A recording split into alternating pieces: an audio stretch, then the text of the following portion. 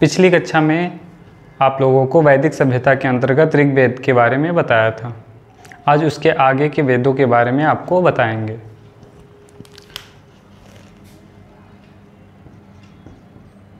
वैदिक सभ्यता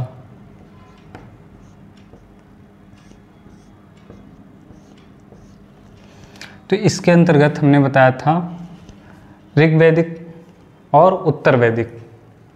तो ऋग्वैदिक के अंतर्गत ऋग्वेद को हमने पढ़ाया था, उसके बारे में बताया था। आज आप लोगों को यजुर्वेद, सामवेद और अथर्ववेद के बारे में बताएंगे। तो लिख लेते हैं यहाँ पर।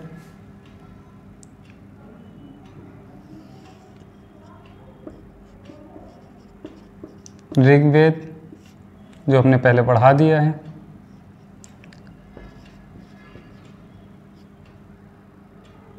यजुर्वेद, ऋग्वेद, यजुर्वेद,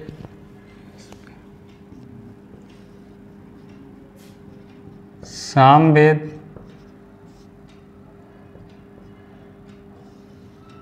और अथर्ववेद।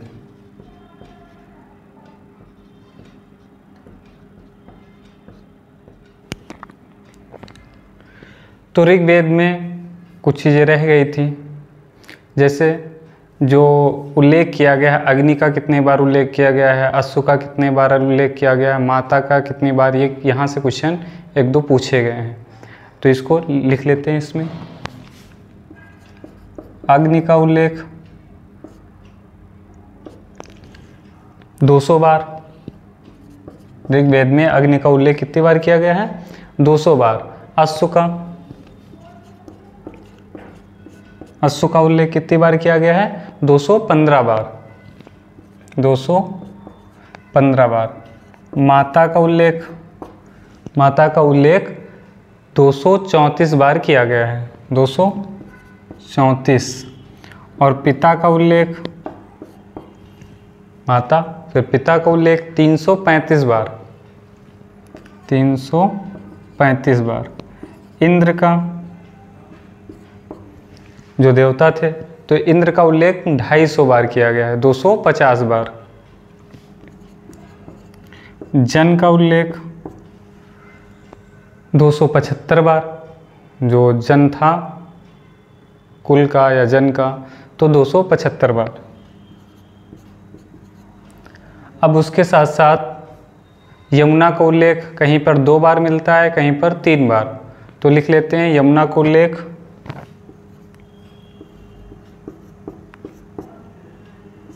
2 बार या 3 बार किया गया है। फिर उसके बाद गंगा, जाह्नवी 1 बार 10वें मंडल में। और विदत का 122 बार, सभा का 8 बार, विदत 122 और सभा 8, समिति 9 बार, जिसमें शूद्र, वैश्य, इन सब का उल्लेख भी 1 बार किया गया है। गंगा, शूद्र, वैश्य, इन सब का उल्लेख कितनी बार किया गया है? 1 बार। विदत का 122 बार, सभा का 8 बार, समिति का 9 बार। देखो, सभा और समिति दोनों साथ में आते हैं। ये विदत सबसे बड़ी संस्था थी, इसका 1 और 2 याद रखिएगा। सभा का 8 और समिति थोड़ा बड़ा सभा से लिखा है, इसलिए 9 बार। ठीक। अग्नि का 200 बार और इंद्र का 250 बार, ये पूछे गए हैं, ये दोनों पूछे गए हैं। अब यजुर्वेद के बारे में।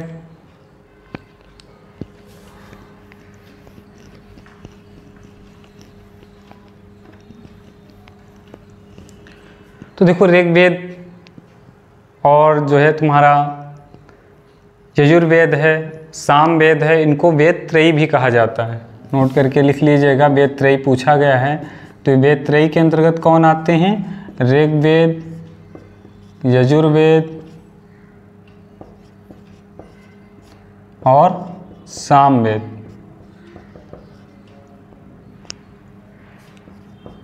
सामवेद को वेद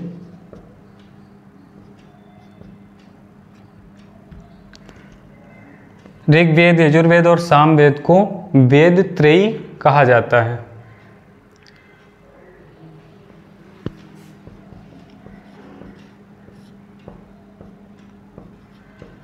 कहा जाता है।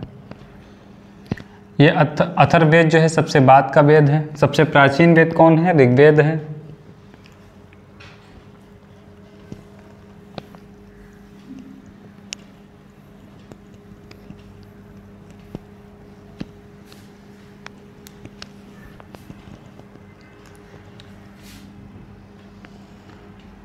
तो आज आपको पढ़ाएंगे यजुर्वेद,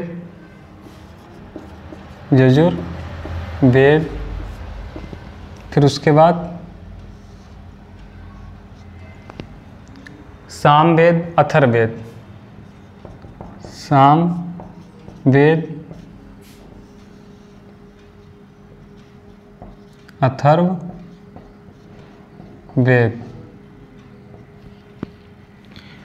तो यजुर्वेद, यजु का अर्थ क्या होता है? यज्ञ होता है। तो यजु का अर्थ क्या होता है? यज्ञ होता है। इसके पुरोहित को क्या कहा जाता था? अधर्व कहा जाता था। ये गद्य और पद्य दोनों में मिलता है। पूरी तरह से यज्ञ और कर्मकांडों पर आधारित है। अगर यजुर्वेद किस पर आधारित है? कर्मकांड और यज्ञ पर आधारित है। यज्ञों का उल्लेख, उनकी विधियाँ किस में बताई गई हैं? यजुर्वेद में बताई गई हैं। इसके दो प्रमुख भाग शाखाएँ थी। एक था कृष्ण यजुर्वेद, एक था शुक्ल यजुर्वेद। कृष्ण यजुर्वेद की 4 शाखाएं थी, काठक, कपिलिष्ट, मैत्रेयी और तैत्तिरीय संहिता। शुक्ल यजुर्वेद की 2 शाखाएं थी, कवण और मध्यान्ह।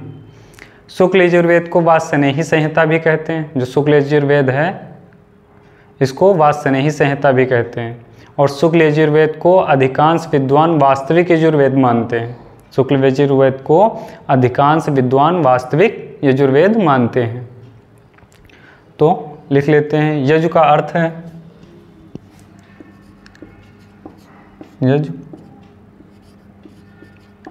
यजु का अर्थ है यज्ञ। यजु का अर्थ है, यह अर्थ होता है यज्ञ। इसके पुरोहित को अधर्व कहते थे। इसके पुरोहित या उच्चारणकर्ता को अधर्व कहते थे। ऋत्विक को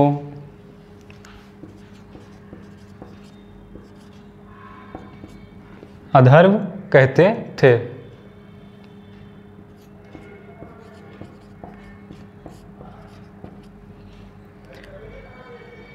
यह गद्य व पद दोनों में मिलता है। यह गद्य व पद्य दोनों में मिलता है। यह गद्य और पद्य दोनों में मिलता है। यह पूरी तरह से यज्ञ और कर्मकांडों पर आधारित है। यह पूरी तरह से यज्ञों और कर्म कांडों पर आधारित है। यजुर्वेद पूरी तरह से यज्ञों और कर्मकांडों पर आधारित है। इसमें बलि के बारे में भी उल्लेख किया गया है। इसमें बलि के बारे में भी उल्लेख किया गया है।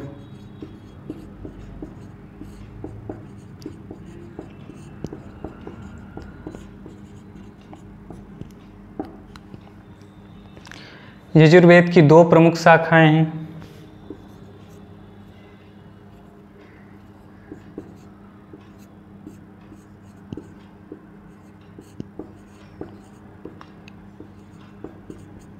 दो प्रमुख शाखाएं हैं। पहली कौन सी है? कृष्ण यजुर्वेद। कृष्ण यजुर्वेद, दूसरी शुक्ल यजुर्वेद। अब कृष्ण यजुर्वेद की 4 शाखाएं हैं, उनको देख लेते हैं। जो पहला था कृष्ण यजुर्वेद की 4 प्रमुख शाखाएं हैं। तो पहली है काठक,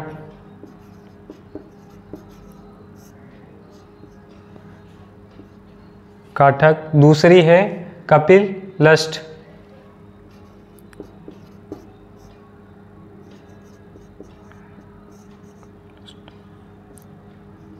तीसरी दे रखी है कपिलष्ट नहीं कपिष्ठल लिख लो, कपिष्ठल। और तीसरी दे रखी है मैत्रेयी,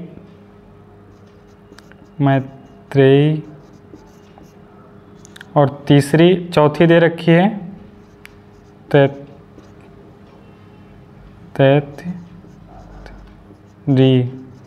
तैत्तिरीय संहिता। तैत्तिरीय संहिता। अब शुक्ल यजुर्वेद की 2 शाखाएं हैं।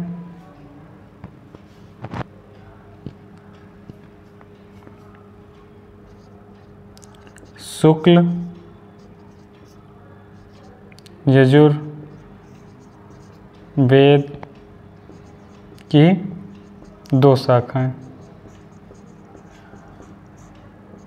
कौन कौन सी है? पहली शुक्ल यजुर्वेद की दे रखी है कड़व,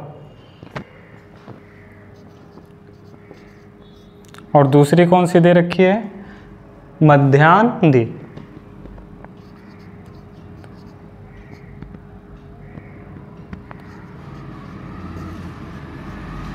मध्यान्ह दे रखी है दूसरी। अब शुक्ल यजुर्वेद को वात्स्यनेयी संहिता भी कहते हैं। यहाँ पे फैक्ट में लिख लेते हैं। शुक्ल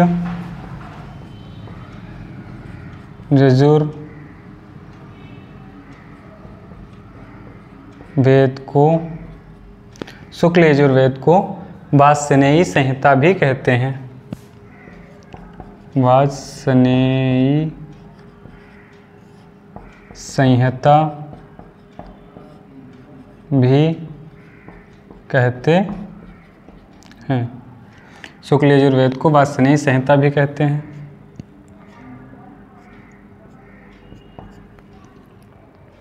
शुक्ल यजुर्वेद को अधिकांश विद्वान वास्तविक यजुर्वेद मानते हैं।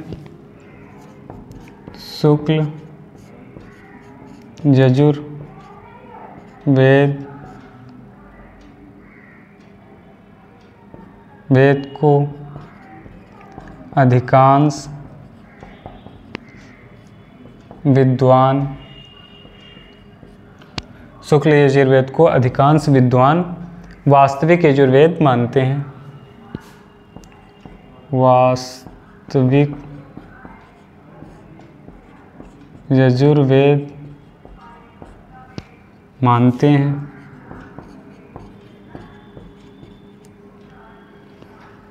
वास्तविक यजुर्वेद मानते हैं।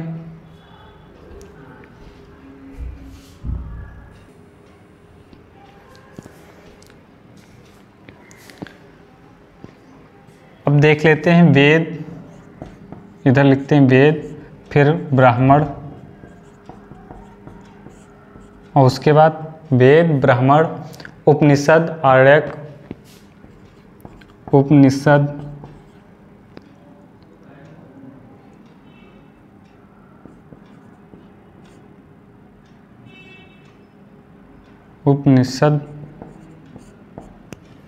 वेद, ब्राह्मण, उपनिषद, आर्यक,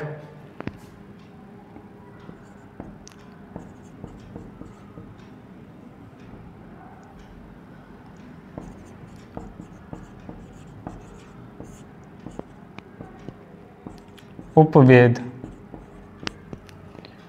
आरण्यक और उपवेद, यानी वेद लिखे गए हैं, फिर उनके ऊपर ब्राह्मण, उपनिषद, आरण्यक और उपवेद लिखे गए हैं। तो वेद के अंतर्गत लिखेंगे यजुर्वेद, यजुर्वेद का ब्राह्मण कौन सा है? तो शुक्ल यजुर्वेद का है शतपथ और कृष्ण यजुर्वेद का है तैत्तिरीय। शुक्ल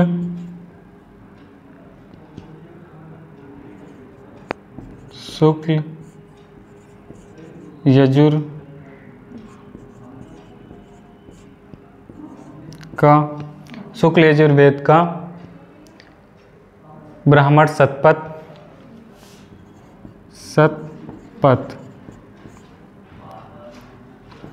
कृष्ण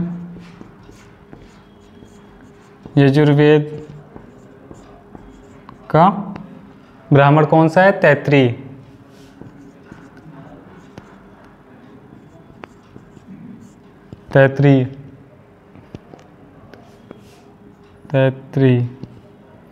उपनिषद कौन सा है यजुर्वेद का? तैत्तिरीय, कठोपनिषद और श्वेताश्वर।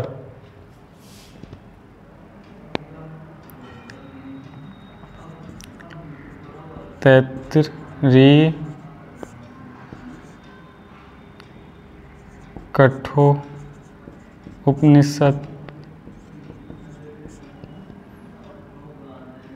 तैत्तिरीय, कठोपनिषद और श्वेताश्वर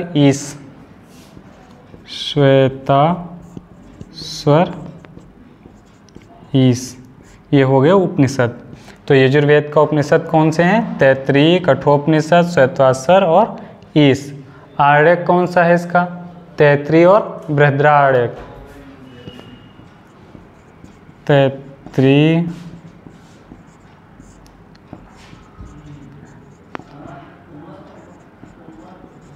बृहदारण्यक, इसमें भी उपनिषद में बृहदारण्यक आता है। उपवेद कौन सा है इसका? धनुर्वेद। किसने इसके रचना की थी?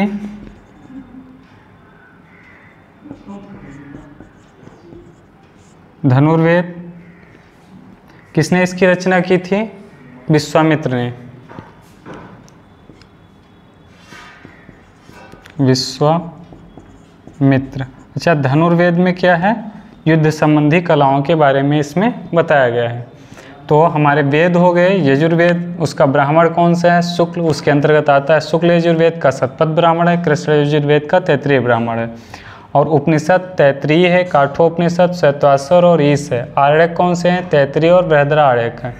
उपवेद कौन सा है? धनुर्वेद है, जिसका प्रतिपादक किसने किया था? विश्वामित्र ने किया था, और इसमें युद्ध संबंधी शिक्षाओं का उल्लेख है। अब काठोपनिषद जो तुम्हारा दे रखा है, ये कृष्ण यजुर्वेद का उपनिषद है।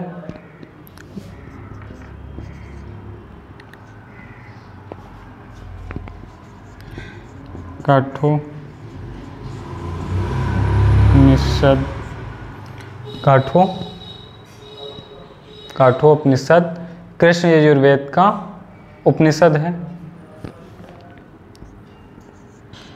कृष्ण यजुर्वेद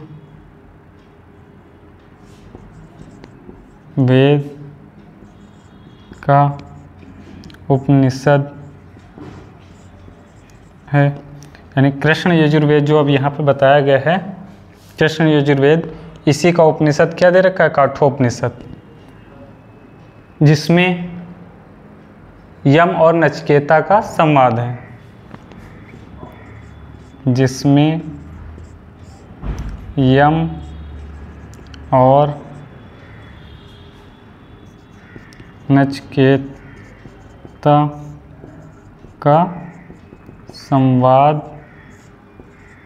है। तो यम और नचिकेता का संवाद किसमें है? काठोपनिषद। काठोपनिषद किससे संबंधित है? किस वेद से? यजुर्वेद से। यजुर्वेद के कौन शाखा से? कृष्ण यजुर्वेद से संबंधित है। ये हो गया आपका यजुर्वेद। अब उसके बाद है सामवेद।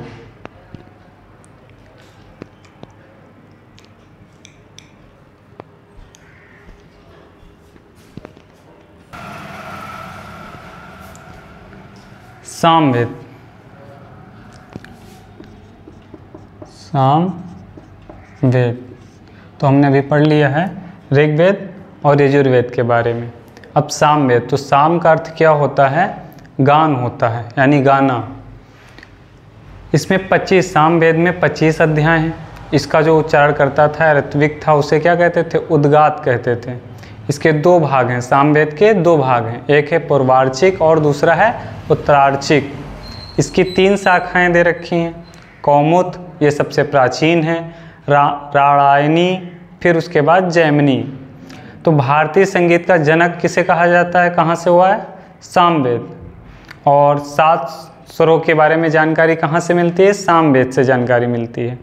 वेद में सामवेद है। ब्राह्मण इसके कौन कौन से हैं? पंचविश और जैमिनी। उपनिषद कौन से हैं? छांदोग्य, केन। और आरण्यक कौन से हैं? जैमिनी, छांदोग्य। उपवेद क्या है सामवेद का? उपवेद कौन सा है? गंधर्व वेद, जिसके जो है प्रतिपादक कौन है? नारद। संगीत से संबंधित है। गंधर्व वेद किससे संबंधित है? संगीत से। पूछा गया है कि गंधर्व वेद किससे संबंधित है? संगीत से। और जो इसके प्रतिपादक कौन है? नारद। तो लिख लेते हैं। साम का अर्थ होता है, साम का अर्थ होता है गान। क्या होता है? गान। साम का अर्थ क्या होता है? गान। इसके ऋत्विक को,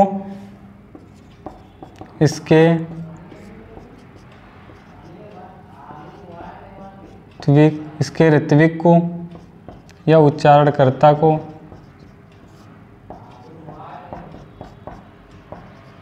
जो पुरोहित होता था, या ऋत्विक, जिसे ऋत्विक भी कहते हैं और उच्चारणकर्ता भी कहते हैं, तो कौन क्या कहा जाता था? उसको क्या कहा जाता था? उद्गात।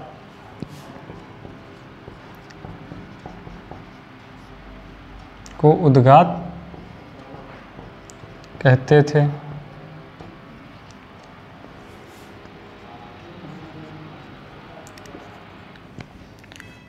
तो सामवेद का जो उच्चारणकर्ता होता था उससे क्या कहते थे? उद्गात कहते थे। इसके 2 भाग हैं।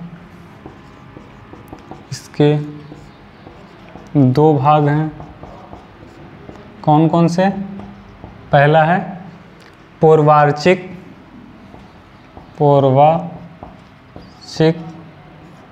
पूर्वार्चिक, और दूसरा है उत्तरार्चिक, उत्तरार्चिक।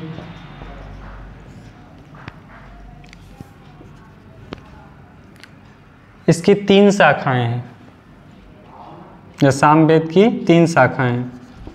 इसकी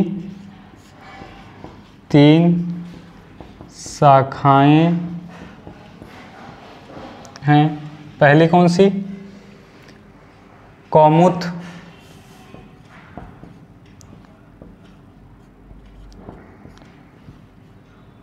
नहीं सॉरी, कौथुम, कौथुम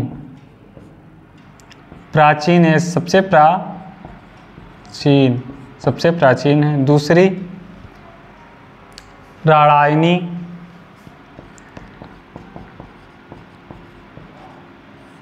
तीसरी जैमिनी।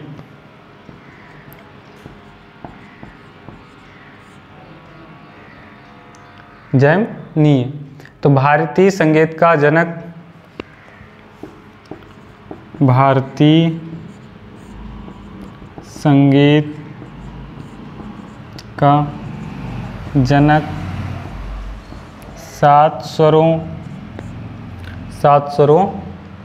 सा रे गा मा,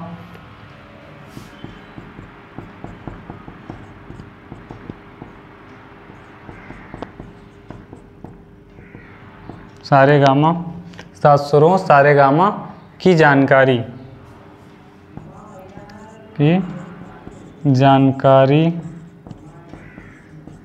मिलती है।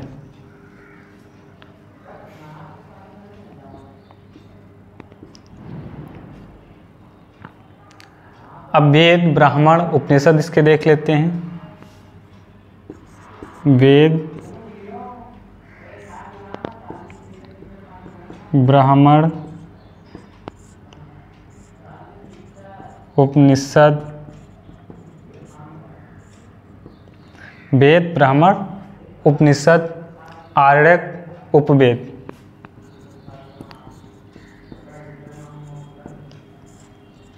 उपवेद। तो वेद में सामवेद, सामवेद, ब्राह्मण कौन कौन से थे सामवेद के? पंचविश, जैमिनी। पंचविश, इसको और क्या कहा जाता था? तांड्य ब्राह्मण। तांड्य ब्राह्मण, तांड्य ब्राह्मण, जैमिनी, जैमिनी। उपनिषद कौन सा था? छांदोग्य, केन।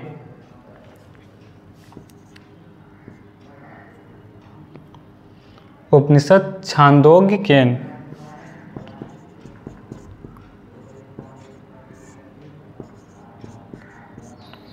आरण्यक में जैमिनी, छांदोग्य, छांदोग्य और जैमिनी। उपवेद कौन था इसका? गंधर्व वेद, गंधर्व वेद। प्रवर्तक कौन थे? नारद।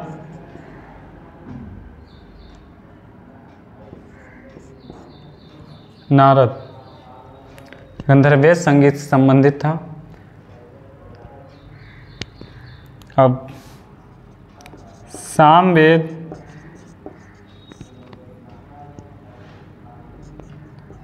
ऋग्वेद।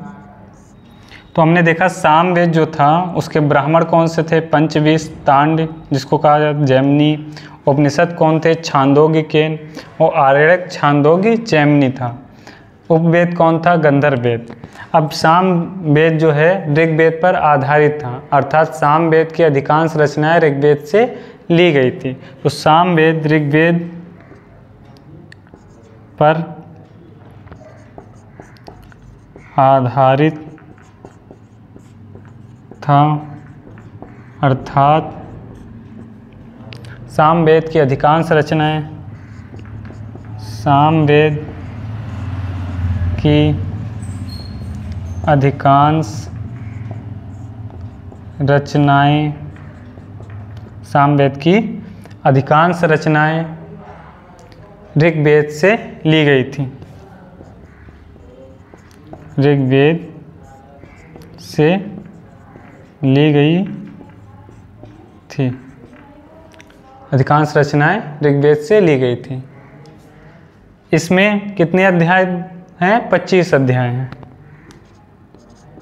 सामवेद में 25 अध्याय हैं। तो सामवेद में कितने अध्याय हैं? 25 अध्याय हैं।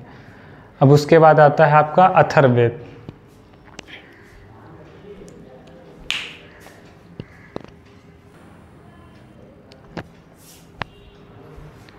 अथर्ववेद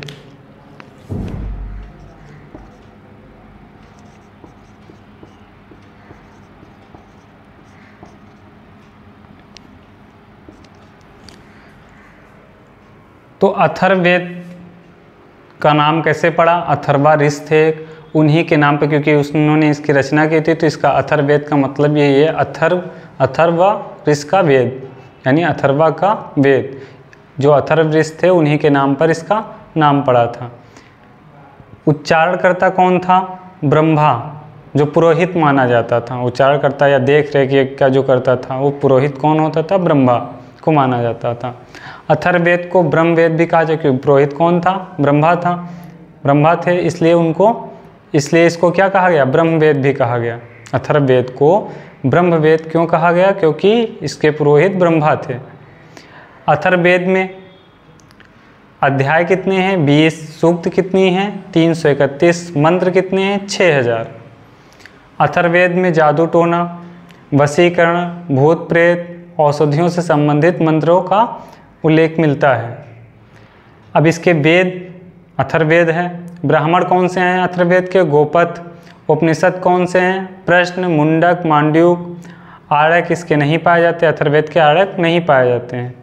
और उपवेद कौन सा है? शिल्पवेद, जिसके प्रवर्तक कौन है? विश्वकर्मा, जो निर्माण के रूप में भगवान जाने जाते हैं। काशी का प्राचीनतम उल्लेख किस में मिलता है? अथर्ववेद में मिलता है। अथर्ववेद में मगध और अंग जो थे दोनों, जो 16 महाजनपदों में आप इनको पढ़ेंगे, तो इनका इस क्षेत्र में रोग फैलाने की कामना की गई है, यानी प्रार्थना की गई है कि यहाँ रोग फैल जाए, जिससे ये दोनों नष्ट हो जाएं। अब भारत का जो राष्ट्रीय आदर्श वाक्य है सत्यमेव जयते, वो मुंडकोपनिषद, जो अथर्ववेद का उपनिषद है, मुंडकोपनिषद से लिया गया है। तो अब लिख लेते हैं इनको। अथर्ववेद, अथर्वा,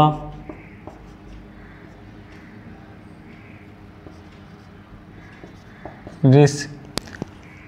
अथर्वा ऋष के नाम पर, अथर्वा ऋष के नाम पर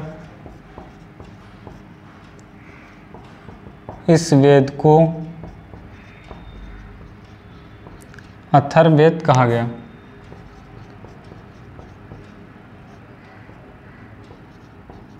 कहाँ गया? अथर्वा ऋष के नाम पर इस वेद को अथर्ववेद कहा गया। उच्चारणकर्ता कौन थे?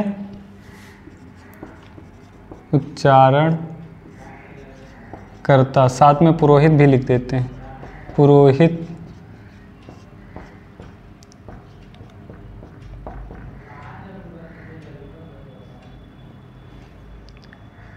किसको माना गया? ब्रह्मा को।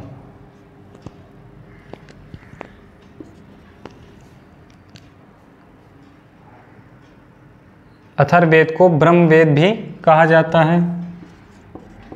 अथर्ववेद को ब्रह्म वेद भी कहा जाता है। तो अथर्ववेद को क्या कहा जाता है? ब्रह्मवेद भी कहा जाता है। अब अथर्ववेद में अध्याय,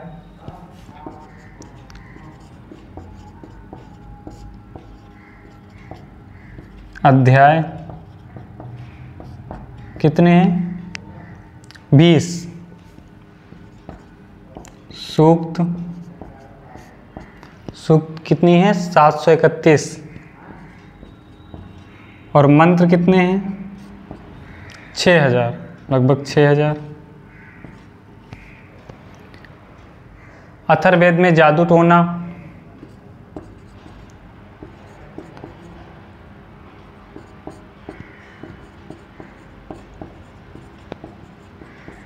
जादू टोना, अथर्ववेद में जादू टोना, वशीकरण, भूत प्रेत, वशीकरण, भूत प्रेत, जादू टोना, वशीकरण, भूत प्रेत व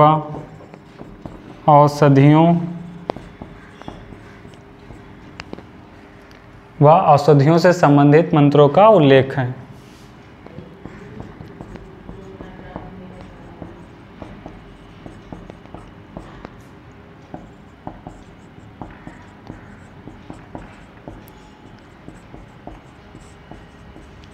औषधियों से संबंधित मंत्रों का उल्लेख है। तो अथर्ववेद में जादू टोना, वशीकरण, भूत प्रेत या औषधि के माध्यम से, यानी कोई ऐसा मंत्र फूंक दे जो आपके दर्द खत्म हो जाए, तो इन मंत्रों का उल्लेख किसमें मिलता है? अथर्ववेद में मिलता है।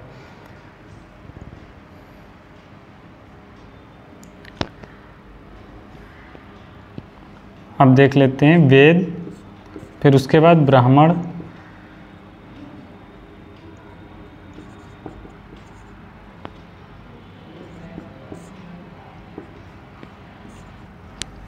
फिर उसके बाद ब्राह्मण के बाद उपनिषद, आर्यक, उपनिषद,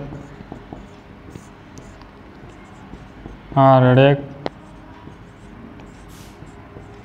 उपवेद। तो वेद के अंतर्गत लिखेंगे अथर्ववेद, अथर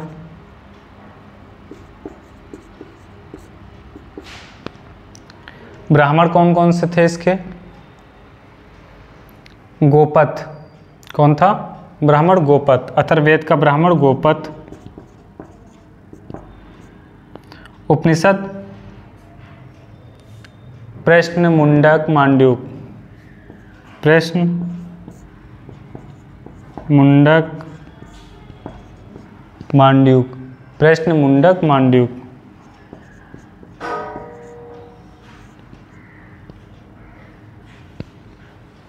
प्रश्न, मुंडक, मांड्यूक। ये लिख लो का मांड्यूक। सही। और ऑलरेडी कोई नहीं था? नहीं। उपवेद कौन था इसका? शिल्प वेद। शिल्प वेद जिसके प्रवर्तक कौन थे? विश्वकर्मा। विश्वकर्मा निर्माण का देवता जिन्हें माना जाता है। तो वेद, अथर्ववेद। अथर्ववेद के ब्राह्मण कौन था? गोपथ। उपनिषद कौन थे? प्रश्न, मुंडक, मांड्यूक। आड़क नहीं थे। अब शिल्प वेद किससे संबंधित है? यानी अथर्ववेद का उपवेद कौन सा है? शिल्प वेद है, जिसके प्रवर्तक कौन थे? विश्वकर्मा। अब काशी का प्राचीनतम उल्लेख अथर्ववेद में मिलता है। कुछ और फैक्ट देख लेते हैं। काशी का प्राचीनतम उल्लेख, प्राचीनतम उल्लेख अथर्ववेद में मिलता है। काशी का प्राचीनतम उल्लेख अथर्ववेद में मिलता है। अथर्ववेद में मगध तथा अंग क्षेत्र में, अथर्ववेद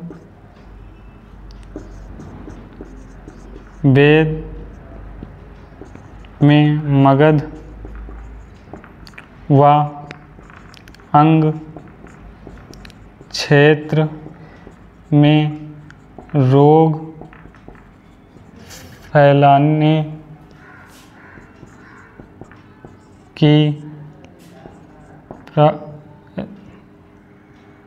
कामना की गई है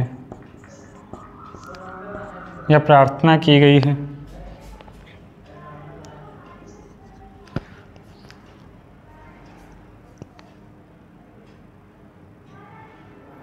उसके बाद अथर्ववेद में सभा और समित को प्रजापति की 2 पुत्रियां कहा गया है।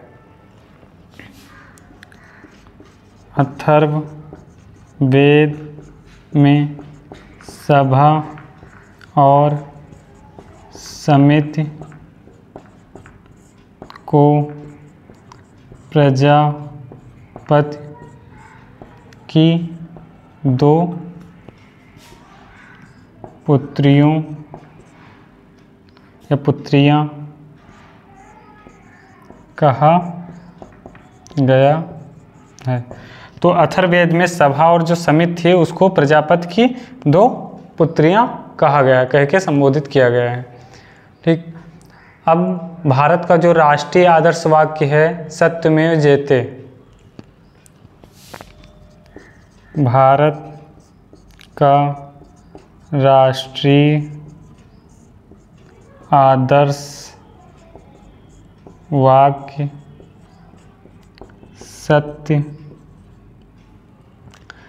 सत्यमेव जयते। सत्य आदर्श वाक्य सत्यमेव जयते। मुंडकोपनिषद